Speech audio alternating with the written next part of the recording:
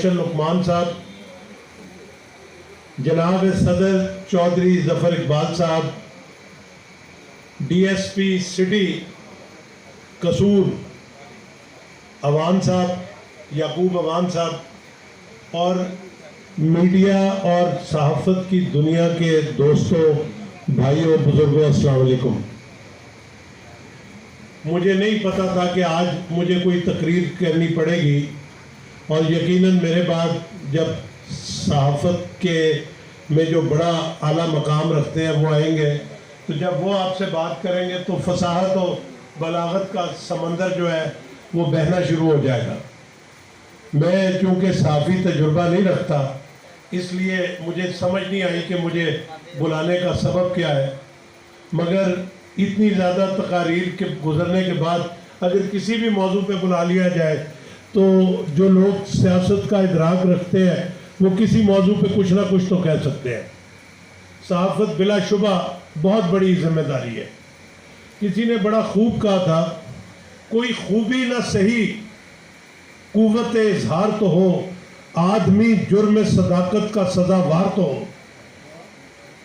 یہ بہت ضروری ہے کہ آپ کی قلم کی طاقت جو ہے نا وہ لوگوں کو محسوس ہو، وہ آپ کی کریڈیبلٹی کو کمپرومائز نہ کرے۔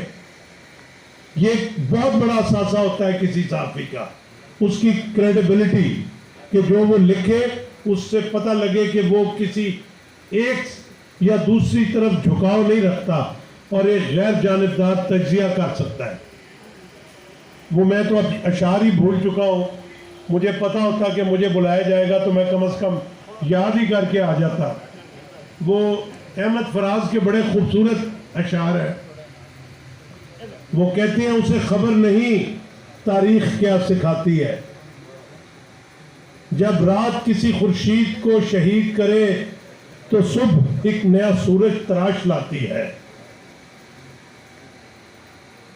تو وہ آگے جا کے کہتے ہیں کہ مجھے ہے حرص تمنا نہ خوف خمیازہ، اسے ہے ستمت شمشیر پہ گھمنڈ بہت، اسے نہیں میرے قلم کا اندازہ۔ میرا قلم نہیں میزان ایسے عادل کا جو چہرے پہ ہر وقت دورہ نقاب رکھتا ہے، میرا قلم نہیں تسبیح ایسے مبلغ کی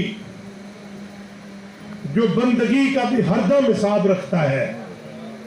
مجھے ذرا زور لگ رہا ہے سوچ کے بات کرنے میں۔ اسی لیے جو لکھا تپا کے جان سے لکھا، یہ بڑی اہم بات ہے جو وہ کر رہا ہے۔ میرا قلم تو امانت ہے میرے لوگوں کی، میرا قلم تو عدالت میرے ضمیر کی ہے۔ میں کٹ گروں یا سلامت رہوں، میں کٹ گروں یا سلامت رہوں، میرے قلم کا سفر رائے گا نہ جائے گا۔ کاش آپ لوگ بھی یہ کہہ سکیں۔ مجھے بڑی مشکل سے یادداشت سے نکالنے پڑے ہیں اور اس میں سے کئی اشعار مس ہو گئے ہیں، مگر آپ اس کی جسٹ سمجھ چکے ہیں۔ یہ کوئی معمولی پیشہ نہیں ہے، جیسے میں سمجھتا ہوں لا کا پیشہ کوئی معمولی نہیں ہے۔ اس میں انصاف کی ڈسپینسیشن ہے، اس میں سچائی کی ڈسپینسیشن ہے۔ یہ ایک ذریعہ معاش نہیں ہے، یہ رسپانسبلٹی ہے، اور اس کو اسی انداز میں لیں۔